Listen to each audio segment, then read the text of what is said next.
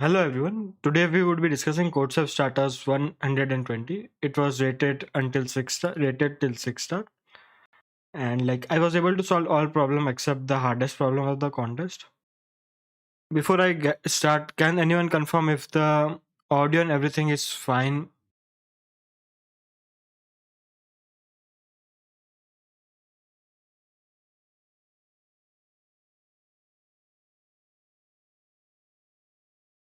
Okay, thanks Isan. Let's get started. Let's start from the easiest problems. Okay, first problem says Chef knows that starters will be organized on next Wednesday, that is Valentine's Day. Since it starters 120 today, starters 121 is likely to be organized on Valentine's Day. Given an integer, find whether starter is likely to be organized on Valentine's Day. The input will contain a single integer and output likely if starters n is likely to be organized on Valentine's Day, otherwise unlikely. And it says that we can output is case insensitive. And we are also given that n is between 120 and 123. And you can see in the first sample it says 121, it says likely, 120 it says unlikely. And the idea for this was mostly checking using an if statement. Take n as an input. If n is 121, print likely, otherwise print unlikely.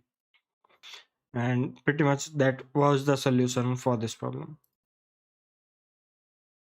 Now moving on to the second problem. It says Saf is planning to give something to Safina on each of the 7 days of Valentine's week. He has a total budget of X rupees. Find whether he can plan a series of gifts such that each gift has a positive value. The value of gift is at least twice the value of previous gift.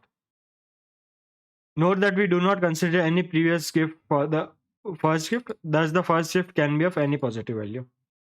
There are T test cases and each test case contains X, the budget of the chef. And we have to print if it's possible and no otherwise. So notice that it says the gift value should be at least twice the previous gift, but there is no upper bound on how much someone can gift. So the idea for chef can be to use minimum possible budget for the first 6 days, and on the 7th day he can try to use everything he want, or if he want he can even keep something for himself as well. Just give the minimum possible budget to Safina. So if we look at it,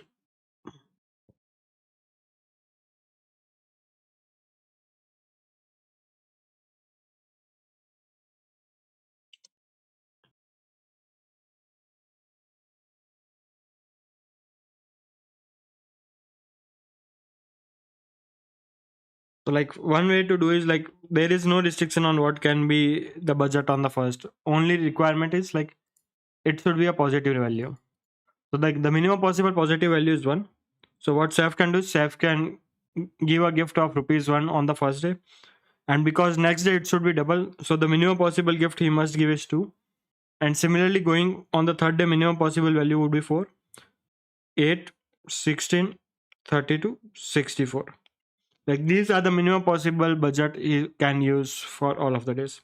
And we can find the sum of these numbers, and we know that sum of these numbers would be 127. So if the chef's budget is less than 127, he will not be able to give any gift. And if he has budget greater than equal to 127, then he would be able to give the budget. He can simply give gifts of these prices, and whatever extra remains he can keep it in his pocket. So the answer is similarly, we take n as input. If n is greater than equal to 127, output yes, otherwise output no. So this was the idea, and now I will move to the next problem. Larger scale, you are given an integer x and y, where x everything is at least 2 and up to 110 to the power 9. Find the largest integer case such that there exists a binary string s where the count of zeros in s is x, count of ones in x is y, and there are at least k ones between any two consecutive occurrences of s. The idea for this problem would be let's first fill some zeros with gaps in between.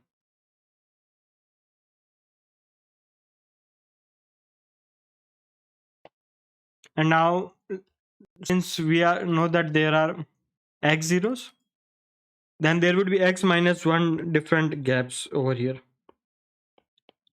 And if every number has at least k values, then we can also count like what would be the minimum required. Like here value should at least k1 should be there. Here at least k1 should be there. Here at least k1 should be there. Here at least k1 should be there. And here also at least k1 should be there. So like the total number of ones over here would be like y should be greater than equal to k into x minus 1. So like given x and y, we know that this equation should be satisfied. K into x minus 1 should be less than equal to y. Now there are many ways to find this y. Like one easiest way is you can binary search on this k. Although that's not required, but you can definitely do it. Because if you can create a string which contains at least 2 ones between all the zeros, then you can also say that the same string contains at least 1 1 between all the zeros. Or if a string contains at least 10 ones between two zeros, then that string, you can also say that that string contains at least 9 ones between all the zeros. And the other simpler way would be, like if you look at the value of y divided by x minus 1, and like seal division, like if there is some remainder, you can ignore it. And if this is some value, let's say t, then you can notice that t into x minus 1 would be less than equal to y. Because like if in school you might have read that you can write some value any number as quotient into divisor plus remainder. So if you can find this quotient over here, like you can take divisor as x minus 1. So q into x minus 1 plus r is less than equal to n, which also implies q into x minus 1 is less than r. And that this q can be like divide y by x minus 1 and ignore and if anything comes after the decimal. And like this was pretty much the idea for this problem. Like I take x and y as input and I print like y divided by x minus 1. So like I will take the last problem. Okay, third question once again. Okay, the main idea was, let's fill all the zeros first and then we will fill one in between. So let's say like we have filled some zeros and there would be some gaps in between those zeros where we have to place some number of ones. And my claim is, let's say if you want to check if we can put k zeros, at least k zeros on all the gaps. If we want to put at least k zeros in all the gaps, then the minimum number of ones we need is k into x minus 1. So now we have to find the largest value of k such that when we multiply k into x minus 1, the value is still less than equal to y. Like if everything is clear until now, then the next part is like how do we formalize it? I said like one way would be like we can try to do binary search on k to find the value. And my other claim was the maximum possible value of k would be y divided by x minus 1. And then I tried proving like why this value holds. Like we have read like for any number n and any divisor, any number d, like we can, if we divide n by d, then we get some quotient into divisor plus some remainder. So if we take n equal to y and d equal to x minus 1, then dividing y with x minus 1, there would be some quotient and some remainder over there.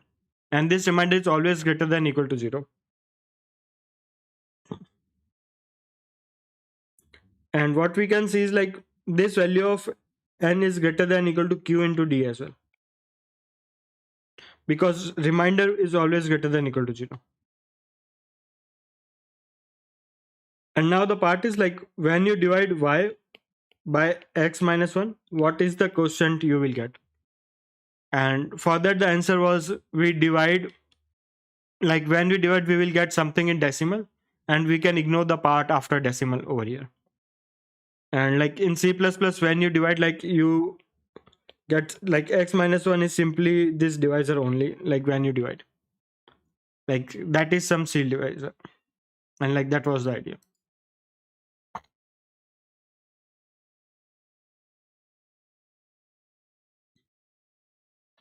The next problem is subtract or swap. You are given two integers x and y. Repeat the following operation until x is not 0. If x is greater than y, swap x and y. Otherwise, set x equal to y minus x and y equal to x. And find the final value of y after all the operations.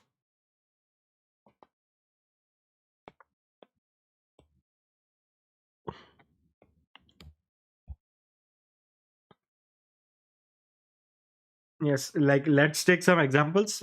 For example, let's take some 6 and 10. X is 6, y equal to 10. If x is greater than y, this does not hold.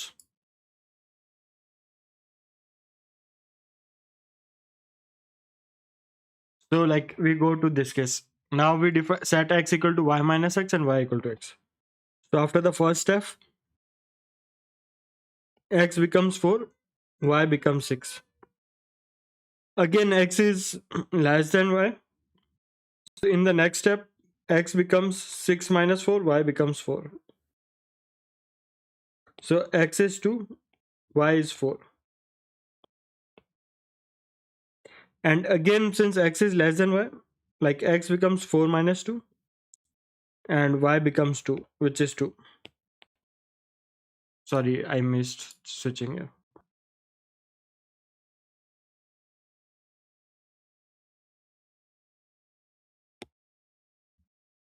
Like let's start with some x equal to 6 and y equal to 10.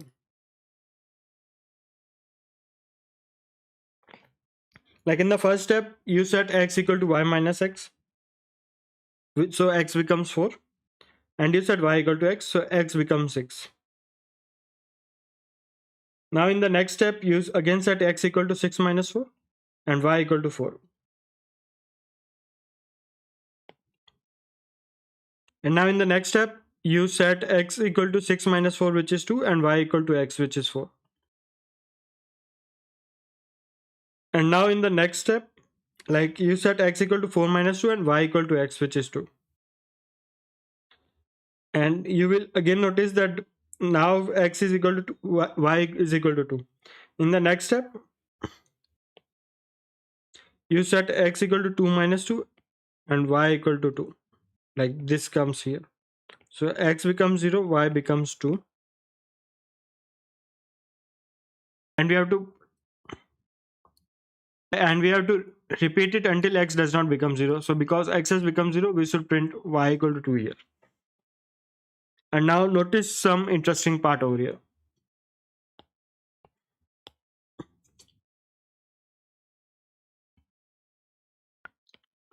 Like if x is greater than y, then in the next operation we swap them. So y becomes x and x becomes y. So we can always assume that x is less than equal to y. Now you notice that for a fixed sum x, you first make the other number y minus x, and you keep doing it as long as this value is greater than equal to x. So like again the divisor part, if we represent y equal to some quotient into x plus remainder, then in this number remainder is greater than equal to 0 but less than x. So as long as this q is greater than 0, you will only subtract it from the same value. So like after the first operation, the larger number becomes y equal to q minus x plus r. And after the next operation, the larger number becomes y equal to q minus 2x plus r. It keeps on doing this until q becomes 0. In that case, y is simply r, which is equal to y original remainder x original. So now you have an algorithm. So like you can simply use it to find the answer. So once more, please. Yeah. So like you start with some x and y, and if x is greater than y, you swap them. So from going forward, I will assume that x is always less than equal to y, because whenever opposite thing happens, we and subtract it from the smaller. Like, so if you have some smaller number and some larger number, after one step the numbers becomes smaller and larger minus smaller, and then it can be the case that smaller and larger has switched, or they may have not switched again,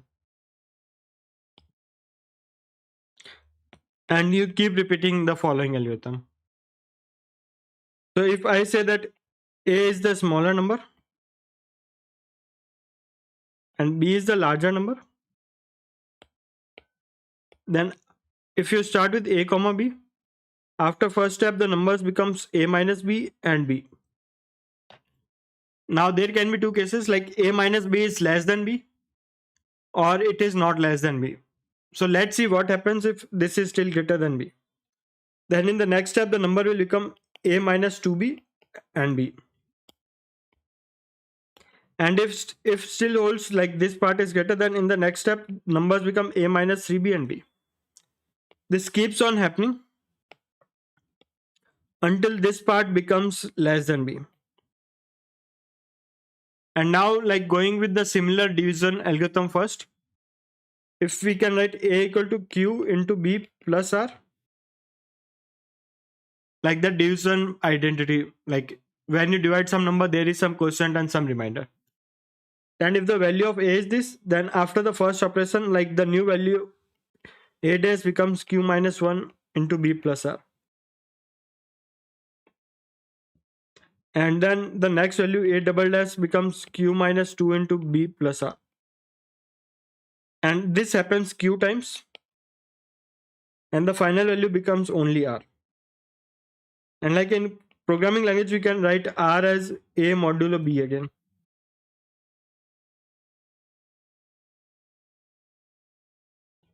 So now my claim is, if we have some smaller number and larger number, instead of doing subtraction, we can replace them with smaller number and larger number divided by smaller number remainder when we divide the other number.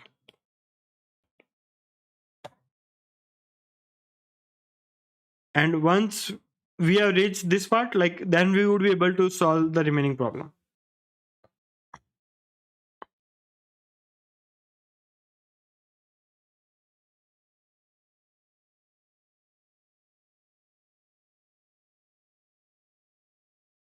Let's call them a and b.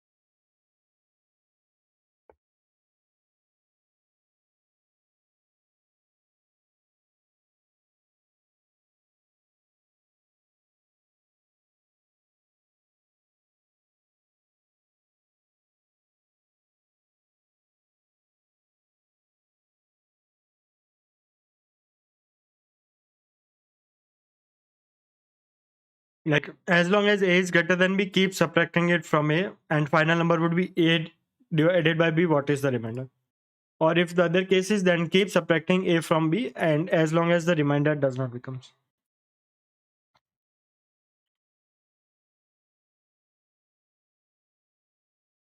And like this solves the problem. And like as some people have mentioned in the comment and some experienced folk would have realized, like this algorithm is also the algorithm for finding the greatest common divisor.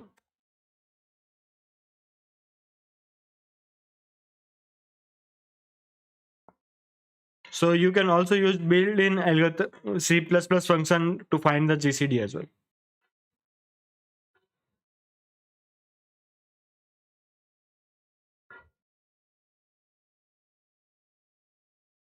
Like this is the algorithm. As long as b is not equal to 0, t equal to b, a mod b, and a equal to b. Or like you can also see like this algorithm is here as well. Like this is what we are doing in the problem statement. So like that was the part for it. Now I will move on to the problems which are in D1. Like if there are any questions so far, I can take them up before moving to division 1 problems.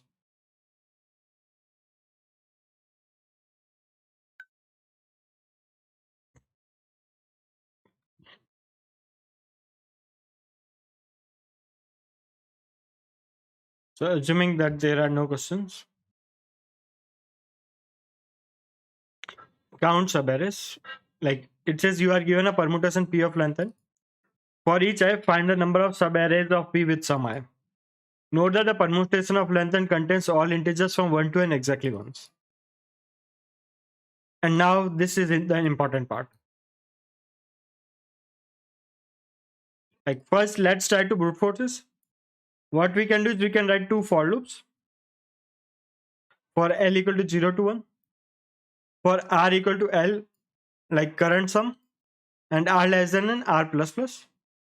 We add the current value of the right pointer in the sum, and if the current sum becomes greater than equal to n, because all the numbers are positive, we can break there, or otherwise we can add it into some frequency array which we are maintaining for each numbers. And at last we can print like the count of all the numbers where I equal to 1 to n. And like this solves the problem. The question is, why does this brute force works over here? And why is it not getting TLE instead of the and it's getting the correct answer? So that proof is important. Like the solution is to brute force here.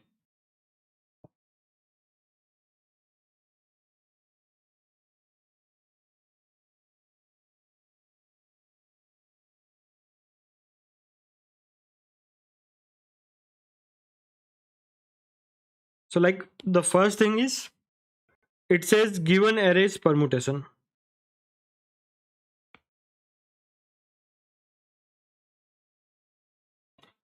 And it also says that all the numbers from 1 to n appear only once in the array.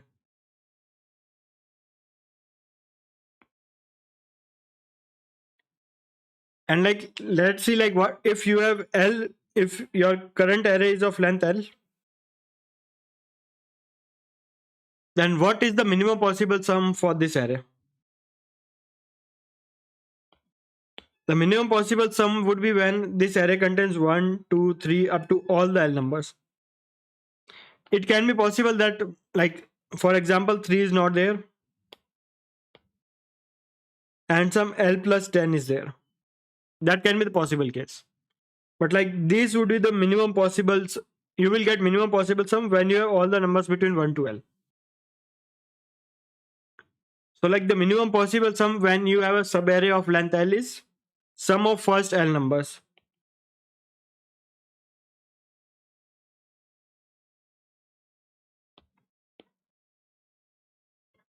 Now let's see that what is the maximum possible length before the sum becomes greater than L.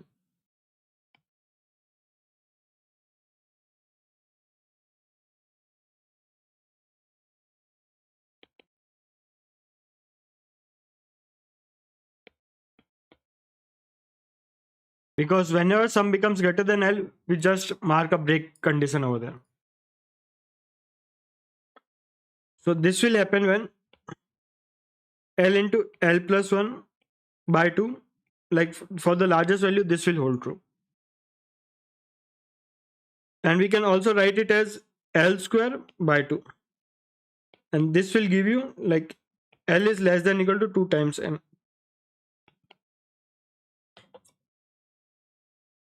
L is the length of array. So although here we are iterating from L0 to N, but what we know is like after square root N 2 into N, like we will definitely hit this break condition. So overall time complexity, although this loop looks like an order n square algorithm, looks, but the complexity of this loop is n into L max. And we know that L max is less than equal to this value. So our overall time complexity here would be 2 into root n into n.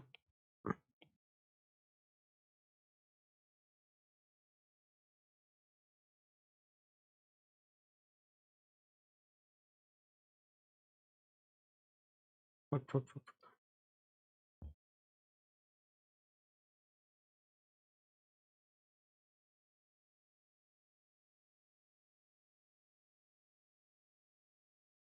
Sorry, I'm back again. Like it was again some looks like an internet issue. So like repeating the process again, like I'm not sure like when did I was cut off. So what I initially discussed was a brute force solution, and we have seen that this gets an AC. And the question was, why is it getting AC instead of getting a TLE? Because it looks like an order n square algorithm. And for that, what I was saying was, like, because we are given that the number is a permutation, so all the numbers are distinct possible numbers here.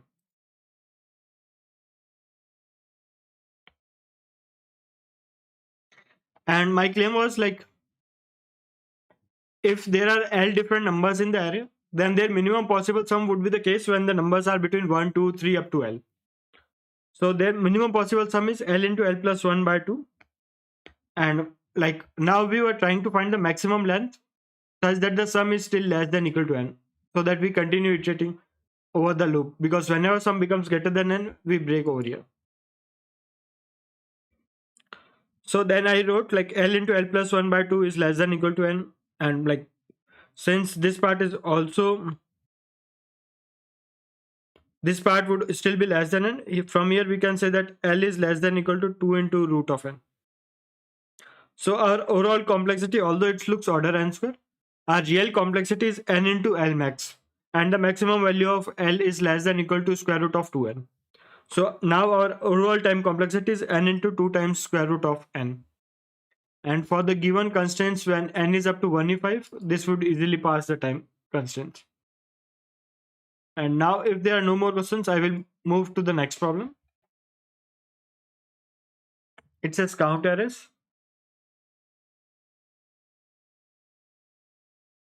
Suppose you have an array B consists of m positive non-negative integers. B is called good if you can make all the elements.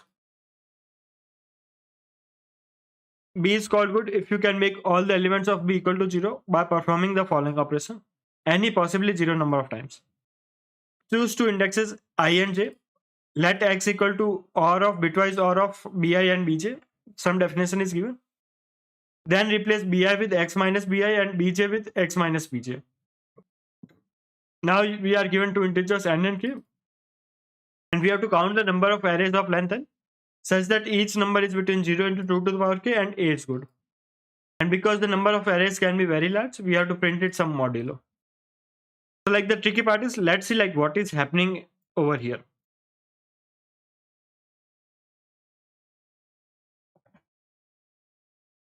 So like there are four possible cases for a particular bit in when we are taking bitwise OR. Either that particular bit is 0 for both of them, that particular bit is 1 and 0 for the other, or 0 or 1 for the other, or 1 1. These are the four possible cases for any particular bit for the ith and jth number. And now if we look at what we will get when we take bitwise OR, here it would be 0 1 1 1. Now if we try to look at I dash, j dash, in this case x is 0, like all the numbers are 0, so their difference will also create 0 over here. In this case their OR is 1, I will become 0, and for x it's 1, j is 0, so I dash will become 1.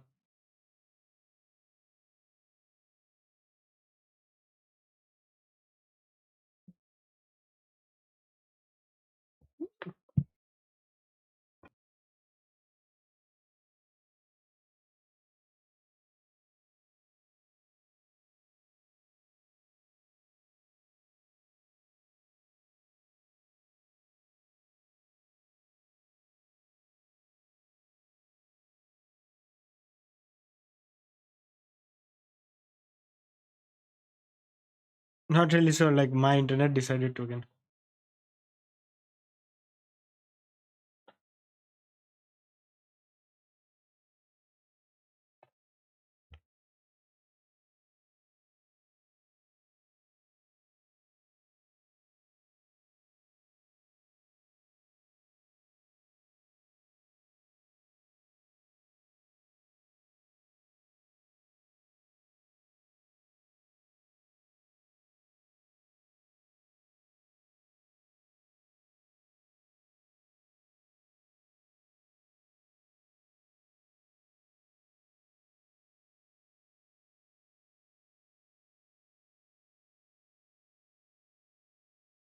Yeah, looks fine for now.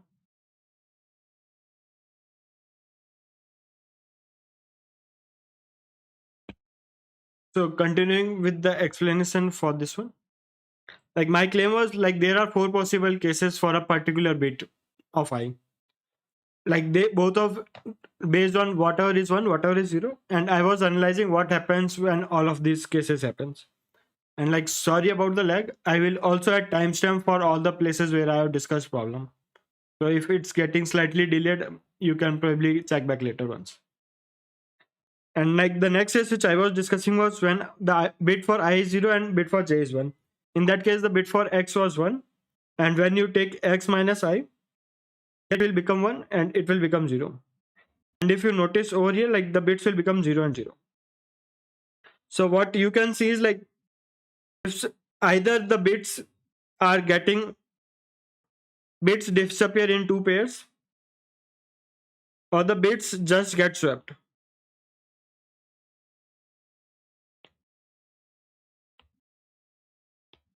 So now analyzing this case, we will notice is that either ones disappear in pair or they swap their position.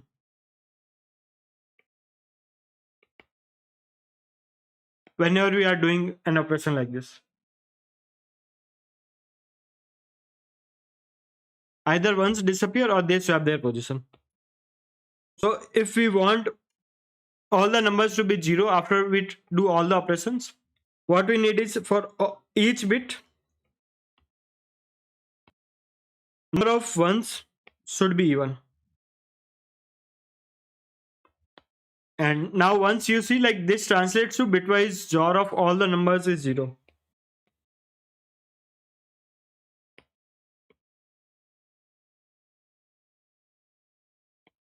And because the number is between 0 up to ai is less than 2 to the power k, so we have k possible bits.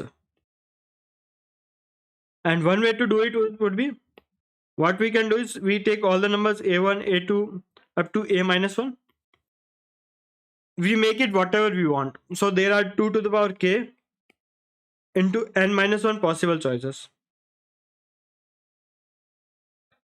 And once we have assigned the values to all the first n minus 1 number, for nth number we can count how many times a particular bit appears.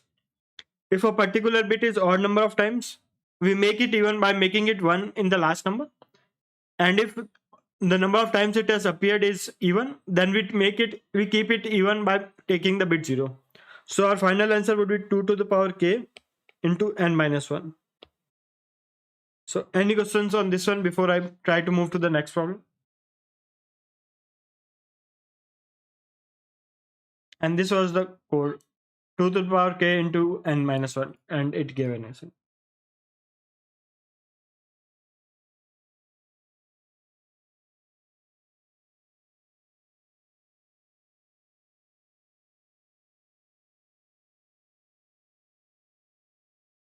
So like next three problems were relatively hard. It says next problem is find permutation. You are given an array of length 2n consists of exactly two occurrences of each number from 1 to n. Find a permutation p of length n such that for each I from 1 to n, if we delete both the occurrences of pj from all j greater than I from a without changing the order of remaining element, there would be at most the remaining length of a by 2 elements between both the occurrences of pi. It is guaranteed that one such permutation always exists. If multiple such permutations exist, you can print any. Note that a permutation of Valentine contains all the integers from 1 to n exactly once. So my solution was slightly different from the editorial, and I had a vague proof for it.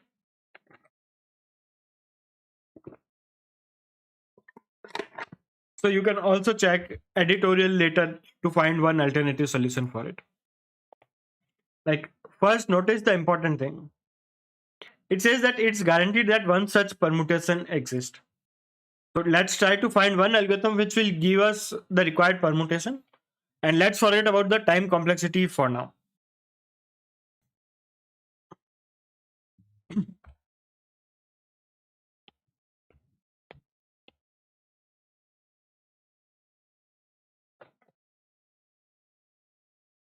So like, if you have some permutation P1, P2 up till Pn, here, if you want to check here, you delete all these numbers from the array.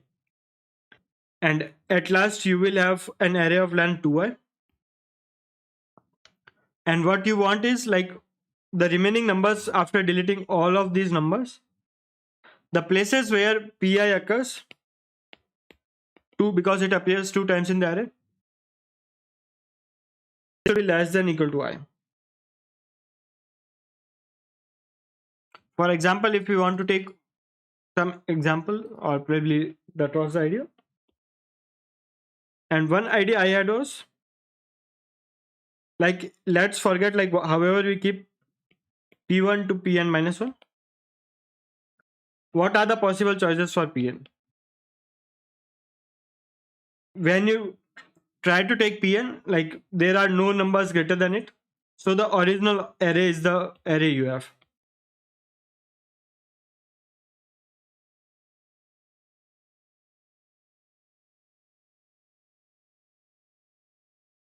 Because there is no j greater than n appears over here. So like Pn can be any possible array. Like if this is some array,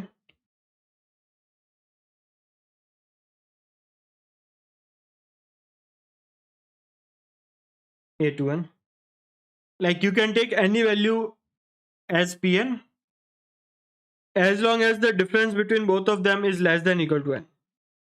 Like you can, if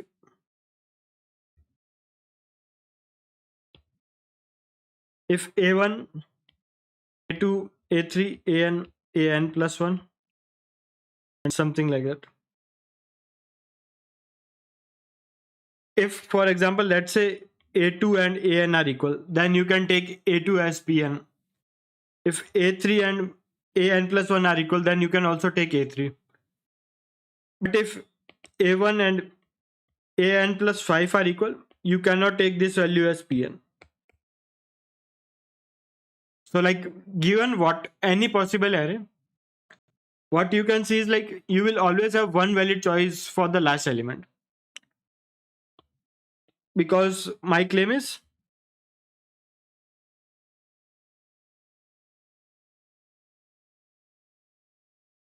one number which is less than, which has the distance of less than n. And the idea is like, if you look at a1, a2, an plus 1, then there are n distinct numbers in this array at max n. By pigeonhole principle, there would be two numbers which repeat in this array.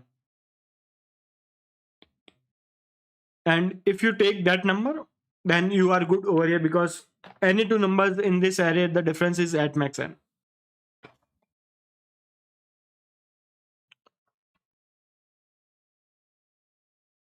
And once you have it,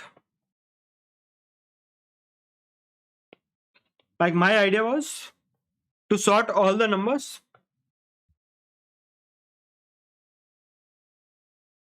in the increasing order of difference at the two places where they appear.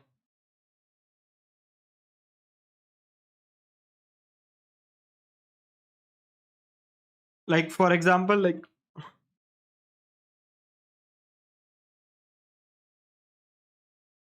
if these are the numbers, then if you see the difference for two places where one appears, For 2 the difference is 2, and for 3 the difference is 2. So my idea was, we can take the minimum number, which minimum difference over here, as the last number, and we can delete it from the array, and we can keep doing it. So by the time you reach the number with the largest difference, everything will be deleted from the array. So you will have only one array of len 2, which would be this, and this definitely satisfies because the difference is 1 and the array size is 2. And like that was the solution. Like I first took everything as input and noted down the positions where a particular number appears. And then I have sorted all the numbers based on the difference, absolute value of the difference in their position. And at last I printed that permutation. This works. The question is why it works.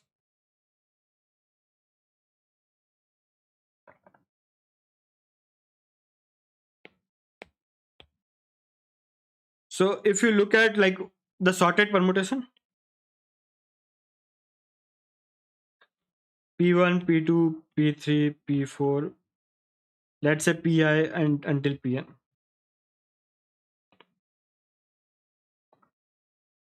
Then if you look at all the numbers, the difference in their positions is more than difference for Pi. So if this is Pi, this is Pi, there are some numbers in between. Either a number exists with both the values in between them. In this case, because we are comparing by difference, like this equal value will exist in the this half because difference in both the indexes is less than Pi.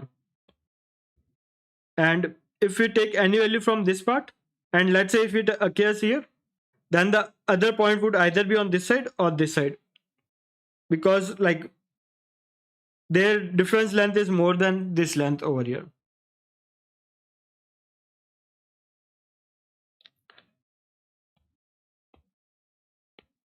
Like probably I should have used some different colors. So like the other idea would be this.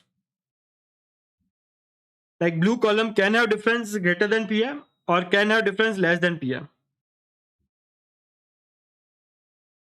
Blue and red layer difference can either be more than Pi or less than Pi. But we don't really care about it, because if their difference is less than Pi, it will get deleted when we try to find operation. And if their difference is more than Pi, then they will appear on this part of the sorted array.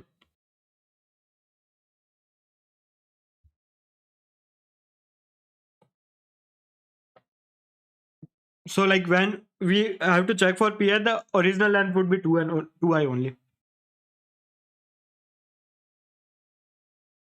And like that was the idea for this problem. So any questions on this one before I move to the next problem?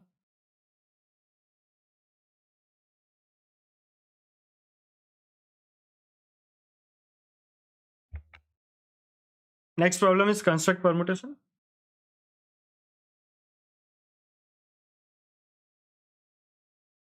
This says you are given given integers n and k. Find a permutation p of length n such that when you take the max of a prefix and minimum of a sub prefix, and you do it for all the prefixes, like their sum is k.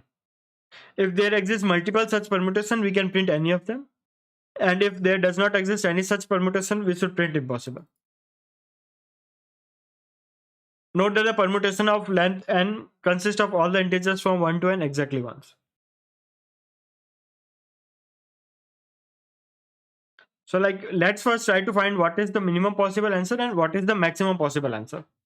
And if k is outside that range, we can definitely say the answer is no.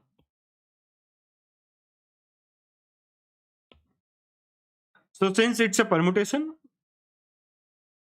when you look at the first I numbers,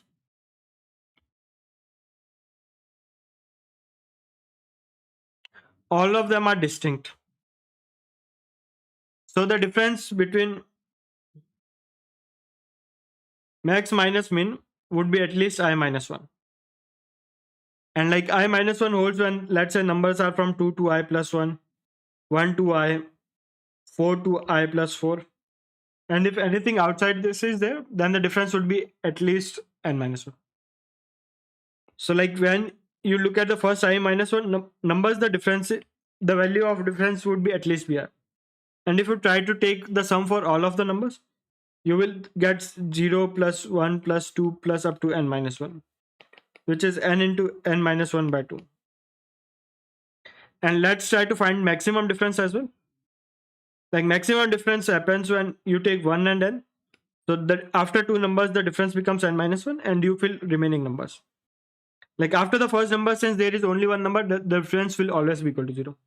So the maximum possible value is n into n minus 1. And my claim is we would be able to find all the possible answers if k is in this range. So the first part of solution is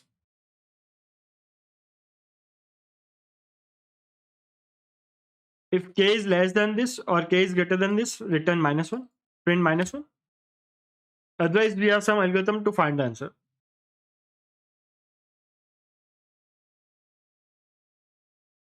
Oh, sorry, you are right. N into n minus 1. I'm sorry. So the maximum value would be n into n minus 1. Because first difference will always be 0.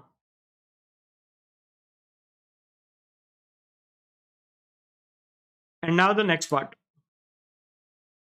The solution I went ahead with was like, because we have to constructive problem, so we will have to find some algorithm to find the value which exists for all of them.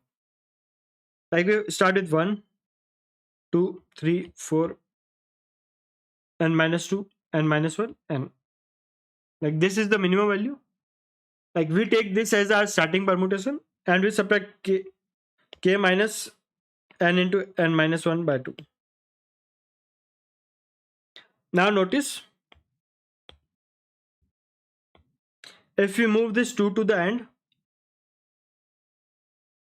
then the differences change from, like initially the differences were 1, 2, 3, 4 up to n minus 1. If we move 2 to the last, this difference array becomes 0, 2, 3, 4, n minus 1, and the last number is also n minus 1.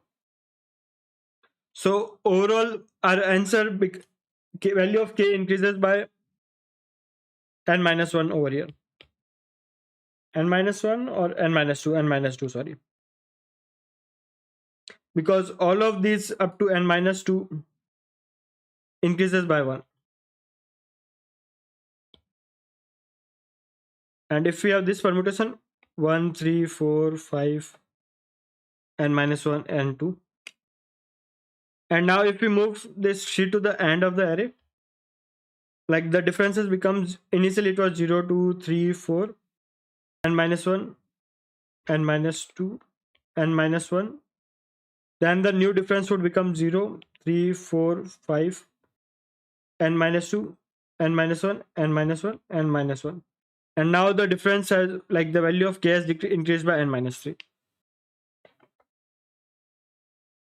So like the idea is, first we start with minimum value of k, which is n into n minus 1 by 2.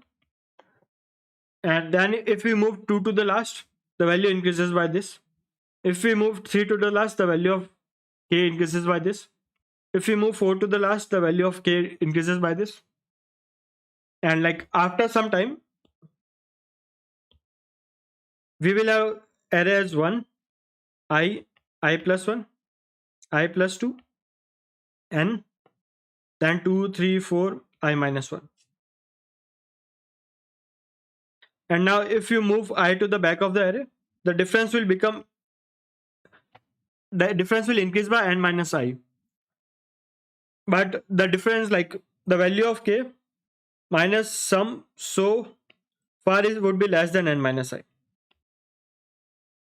So like now we cannot just send it to the back of the array because we have to increase difference by some delta only. Let's call it d. What we can do is, instead of moving the complete I to the end of the array,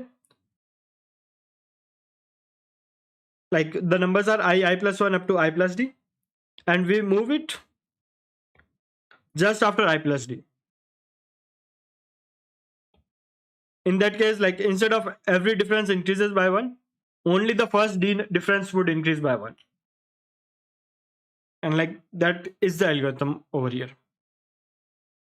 Like you first take the sorted array, you put 2 to the last, 3 to the last, 4 to the last, 5 to the last, and you keep counting like what would be the new value of k. And there would be some time when you won't be able to move that value to the last. In that case, my claim is like if you need the value 5 more, you just move it 5 jumps forward instead of just moving it to the last. And like that is one permutation which will satisfy. And you can also verify that in the worst case, your final permutation would be 1 and 2, 3, 4, something like that, which would be value of n minus 1 into n minus 1. And like that is the algorithm over here.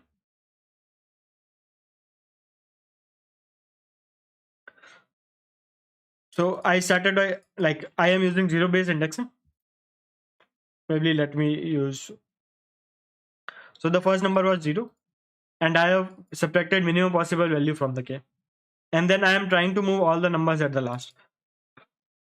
So like when I'm since it's zero based indexing, the difference increases by n minus j minus 1. If it's greater than k, move this value to the last, or like there doesn't happens if you insert the next number just after n.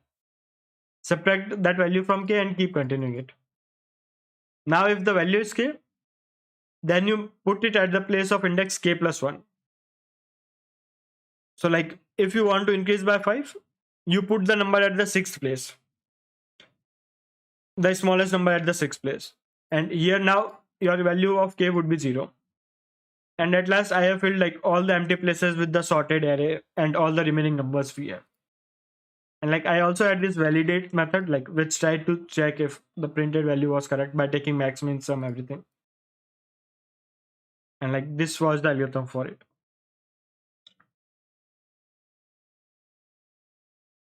So any questions on this one before I move to the last problem for today? Also for the last problem, I overkilled it a bit. Like the editorial is relatively simple, so you can check it to find one easy method to do it. But I will mostly discuss the algorithm I have used for this problem. I would be back in a minute. So if there are any questions so far, I will take them. And if there are no questions, then I will move on to the last problem.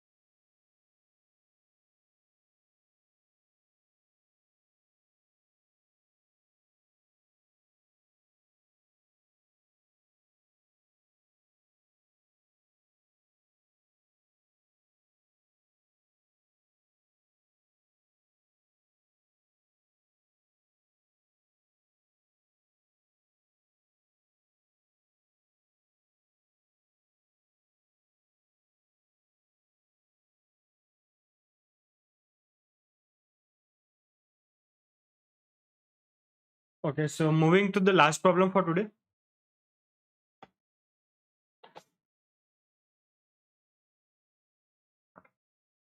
It says you have an array B of length m and a positive integer k, where k is less than m. You are allowed to do following operations on B. Select x indexes I1, I2 up till ix, such that the difference for every consecutive pairs is at least k, and subtract from 1 from all the values. For an array B and integer k, let score bk denote the minimum number of operations required to make all the elements equal to 0. And you are given an array A consists of n non-negative integer and a positive integer p. We have to find the value of fij, where fij is the score when you take the subarray from I to j with p as an integer. And since sum can be very large, print it modulo this value. So like the editorial is relatively simple, but I will not go with that algorithm because that was not the intuition I had when I tried to solve this problem.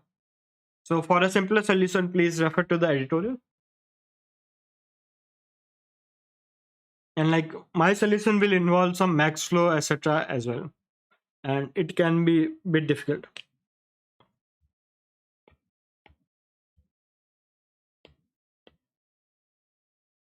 So let's visualize this algorithm once, like what we are doing by choosing k indexes and subtracting one from each of them.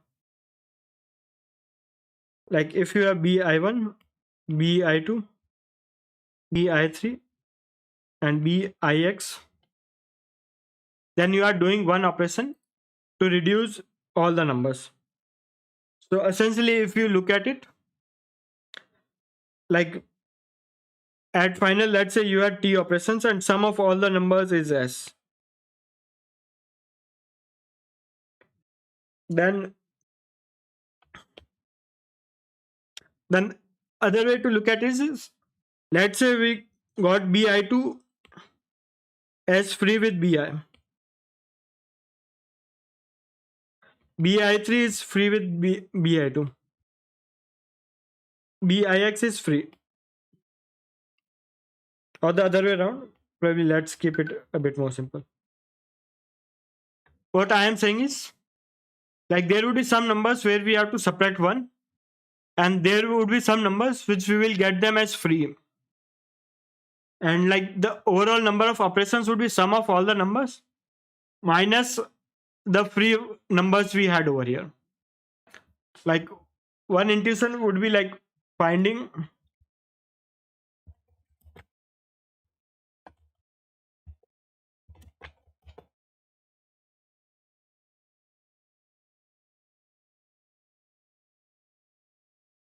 like the algorithm is on the lines of like how do you find the maximum independent set when you have some bipartite graph or something. Like among there as well, like what I am saying is like we have some numbers and there would be some numbers where we will have to subtract one and some numbers we would be getting free with them. So like if we look at this operation, we can say that we are performing operations on bix and we are getting bix minus 1 as free with this number, free of cost. Like we can subtract it free of cost. And like for bix minus 2, we would be subtracting it free of cost whenever we subtract 1 from this one. So if you look at this as some chain, like each operation involves deleting some numbers which are free with them and like one number in the starting that we definitely need.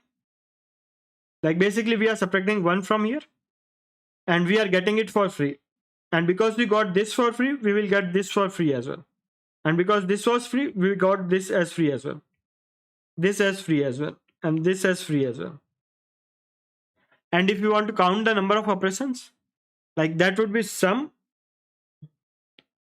of all the numbers minus freebies we had. Like that would be the number of operations we have.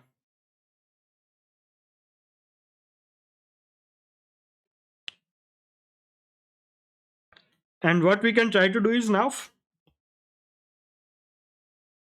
we increase r from r equal to 1 to n. Like when we have fixed the permutation, we try to maintain all the values which we have to definitely subtract and we remove all the freebies from there. Like for example, when we have found the answer from 1 to r minus 1, let's maintain the new array such that we only keep the number which we need it and we remove all the freebies from there.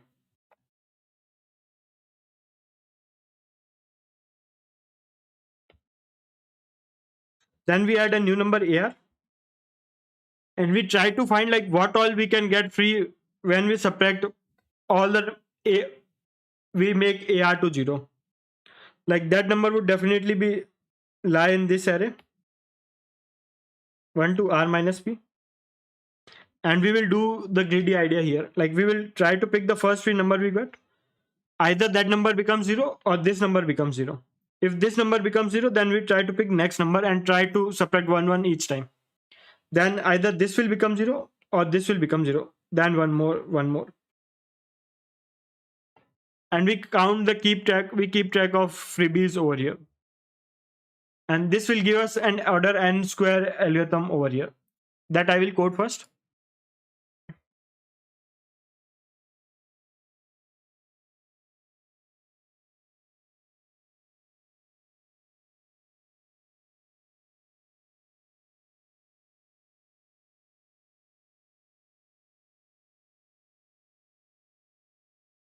Like we can count all the numbers over here. Like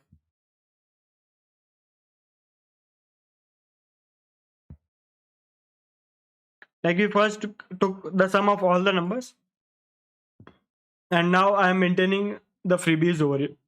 Like I start from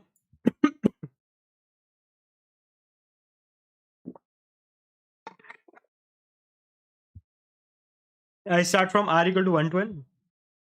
The current number of operations we need is, like, since it's zero based indexing, so I took r only here. And suffix is maintaining the number of freebies, the number which remains after removing all the freebies we had. So at the index r, we would get the current numbers, and that I start from r equal to l minus p, as long as r is greater than equal to 0, and like the current value also remains. Now for the particular index, like the number of freebies I can get is the number of necessary operations required there, or the number of remaining operations which I have left with me to pair it with the current numbers. Then I add that as a freebie, like because this starts from L, and because we are looking at the subarray, like this freebie will always exist for all the numbers from 0 to L index, like the left index whenever it's on that half. Like basically the answer at each point of time is sum of subarrays in this all the subarrays in this sum, which ends at R. So I add this count in the freebies and I subtract it from the suffix, like because these are the numbers which are which we have already got it for free. So we can remove it from the ones where we necessarily need the operation. Current minus minus, and from the answer we count, like we remove the sum of all the freebies we got. So like, are there any questions on this algorithm so far before I move to the other algorithm? Like how do I optimize it to not get a TLE? And regarding which distro I use, like I use Arch Linux with i3 window manager.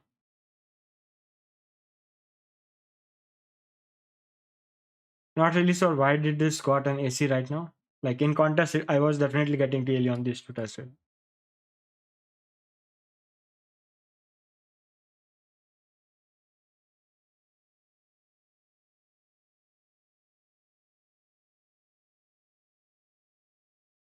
And now the other idea was, like, we can maintain a set which keeps track of all the elements where the suffix sum is not 0. And instead of iterating over the complete part, we use like lower bound, upper bound to only jump to the part where the number is non-zero. Because you can see that if suffix L is 0, then this algorithm does nothing over here.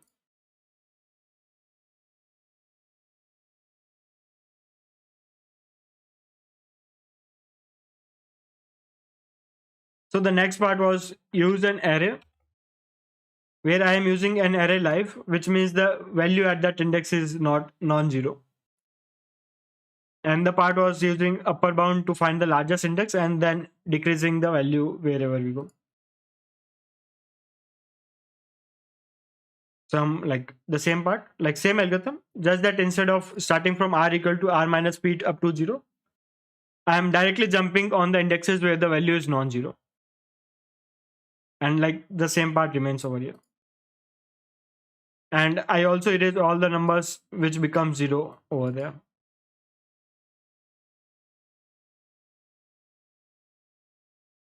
Like this was one non-intuitive way to do it. And like the algorithm, the editorial is a bit relatively simpler.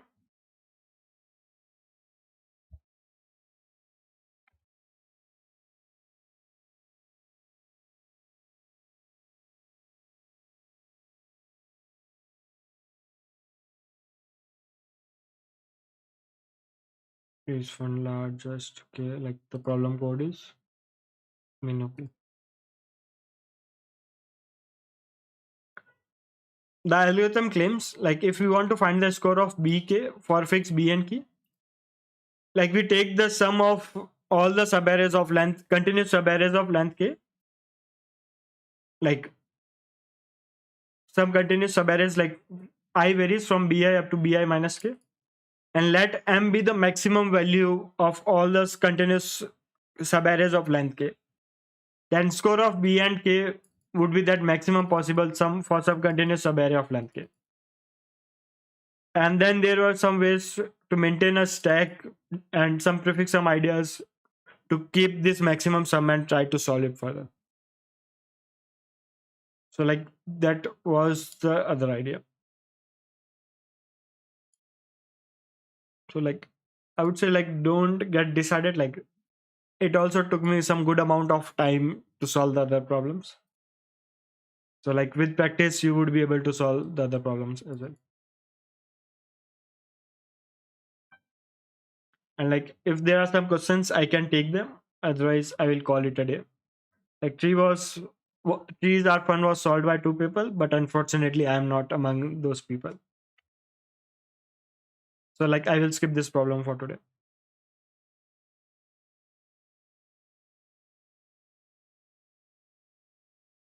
Yeah, like the idea is really nice.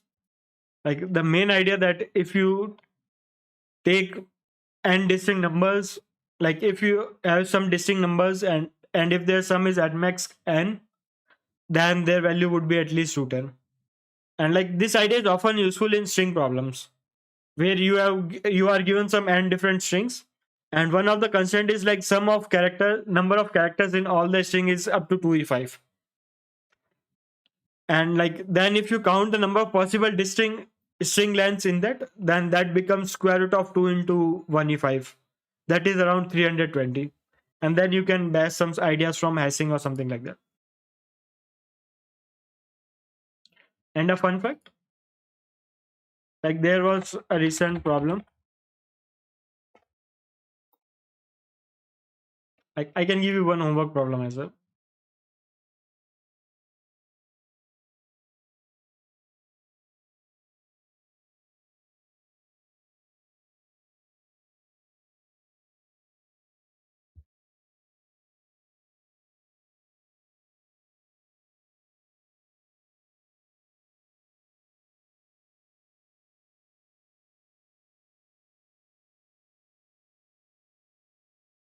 So like we had one problem in Chennai regionals.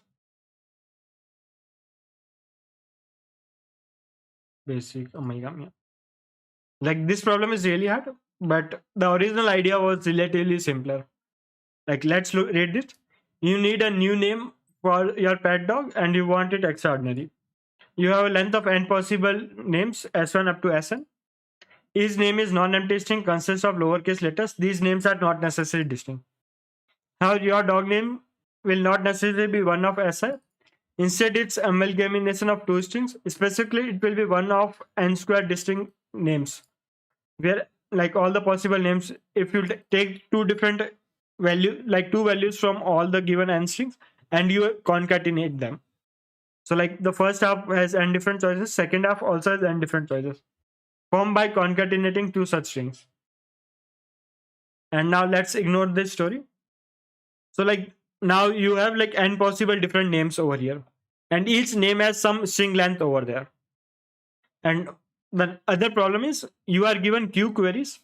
Each query is between L to R, and you have to find the number of names which have length between L to R.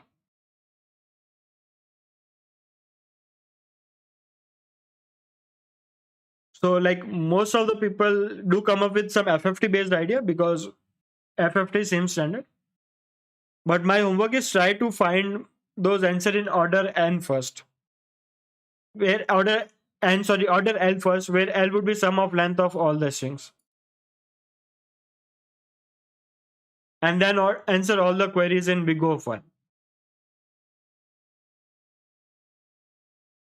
And probably if someone mentions some idea, like if in the comments, I will say like what was my intended solution for that problem.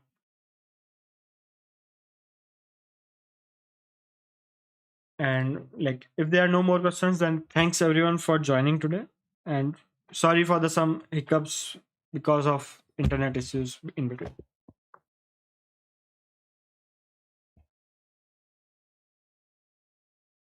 Thanks everyone, and I will call it a day today.